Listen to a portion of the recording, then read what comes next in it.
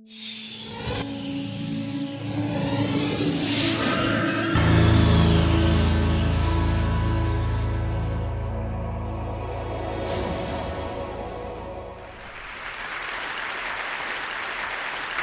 all know the truth of what I'm going to say. I think the intuition that inequality is divisive and socially corrosive has been around since before the French Revolution. What's changed is we now can look at the evidence, we can compare societies, more and less equal societies, and see what inequality does. I'm going to take you through that data and then explain why the links that I think I'm going to be showing you exist. But first, see what a miserable lot we are. I want to start, though, with a paradox. This shows you life expectancy against gross national income, how rich countries are on average. And you see the countries on the right, like Norway and the USA, are twice as rich as Israel, Greece, Portugal on the left. And it makes no difference to their life expectancy at all. There's no suggestion of a relationship there. But if we look within our societies, there are extraordinary social gradients in health, running right across society. This again is life expectancy. These are small areas of England and Wales, the poorest on the right, the richest on the left. Not a difference between the poor and the rest of us. Even the people just below the top have less good health than the people at the top. So income means something very important within our societies and nothing between them. The explanation of that paradox is that within our societies we're looking at relative income or social position, social status, where we are in relation to each other and the size of the gaps between us. And as soon as you've got that idea, you should immediately wonder, what happens if we widen the differences or compress them, make the income differences bigger or smaller? And that's what I'm going to show you. I'm not using any hypothetical data. I'm taking data from the UN, it's the same as the World Bank has, on the scale of income differences in these rich developed market democracies. The measure we've used, just because it's easy to understand and you can download it, is how much richer the top 20% than the bottom 20% in each country. And you see in the more equal countries, on the left, Japan, Finland, Norway, Sweden, the top 20% are about 3.5, 4 times as rich as the bottom 20%. But at the more unequal end, UK, Portugal, USA, Singapore, the differences are twice as big. On that measure, we are twice as unequal as some of the other successful market democracies. Now I'm going to show you what that does to our societies. We collected data on problems with social gradients, the kind of problems that are more common at the bottom of the social ladder. Internationally comparable data on life expectancy, on kids' maths and literacy scores, on infant mortality rates, homicide rates, proportion of the population in prison, teenage birth rates, levels of trust, obesity, mental illness, which in the standard diagnostic classification includes drug and alcohol addiction, and social mobility. We put them here all in one index. They're all weighted equally. Where a country is a sort of average score on these things. And there you see it in relation to the measure of inequality I've just shown you, which I shall use over and over again in the data. The more unequal countries doing worse on all these kinds of social problems. It's an extraordinarily close correlation. But if you look at that same index of health and social problems in relation to GNP per capita, gross national income, there's nothing there. No correlation anymore. We were a little bit worried that people might think we'd been choosing problems to suit our argument and just manufactured this evidence. So we also looked we did a paper in the British Medical Journal on the UNICEF Index of Child Wellbeing. It has 40 different components put together by other people. It contains whether kids can talk to their parents, whether they have books at home, what immunization rates are like, whether there's bullying at school. Everything goes into it. Here it is in relation to that same measure of inequality. Kids doing worse in the more unequal societies, highly significant relationship. But once again, if you look at that measure of child well-being, in relation to national income per person, there's no relationship, no suggestion of a relationship. What all the data I've shown you so far says is the same thing. The average well-being of our societies is not dependent any longer on national income and economic growth. That's very important in poorer countries, but not in the rich developed world. But the differences between us and where we are in relation to each other now matter very much. I'm going to show you some of the separate bits of our index. Here, for instance, is trust. It's simply the proportion of the population who agree most people can be trusted. It comes from the World Values Survey. You see at the more unequal end, it's about 15% of the population who feel they can trust others. But in the more equal societies, it rises to 60 or 65%. And if you look at measures of involvement in community life or social capital, very similar relationships, closely related to inequality. I may say we did all this work twice. We did it first on these rich developed countries, and then as a separate test bed, we repeated it all on the 50 American states, asking just the same question. Do the more unequal states do worse on all these kinds of measures? So here is trust from the General Social Survey of the federal government related to inequality. Very similar scatter over a similar range of levels of trust. Same thing is going on. Basically, we found that almost anything that's related to trust internationally is related to trust amongst the 50 states in that separate test bed. We're not just talking about a fluke. This is mental illness. WHO put together figures using the same diagnostic interviews on random samples of the population to allow us to compare rates of mental illness in each society. This is the percent of the population with any mental illness in the preceding year. And it goes from about 8% up to 3 times that. Whole societies with 3 times the level of mental illness of others.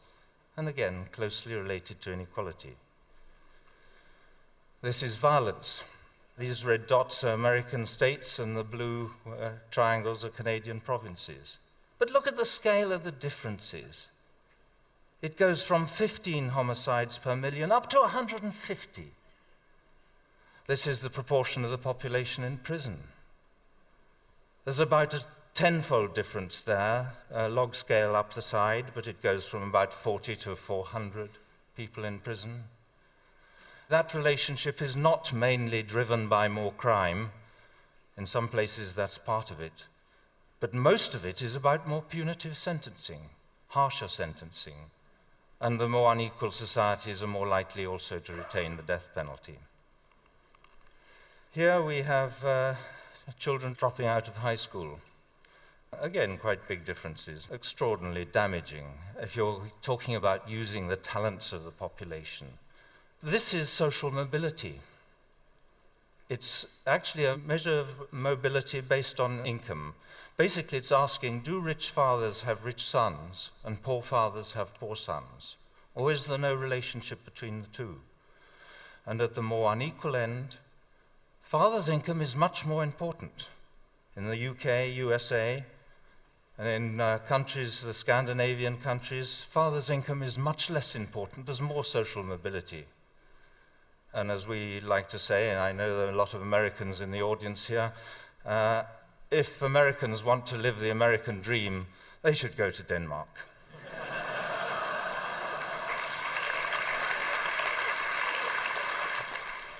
I've shown you just a few things in italics here. I could have shown you a number of other problems. They're all problems that tend to be more common at the bottom of the social gradient. But there are endless problems with social gradients that are worse in more unequal countries. Not just a little bit worse, but anything from twice as common to 10 times as common. Think of the expense, the human cost of that. I want to go back, though, to this graph that I showed you earlier, where we put it all together, to make 2 points. One is that in graph after graph, we find that the countries that do worst, whatever the outcome, seem to be the more unequal ones.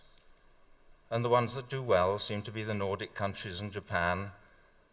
So what we're looking at is general social dysfunction related to inequality. It's not just 1 or 2 things that go wrong, it's most things.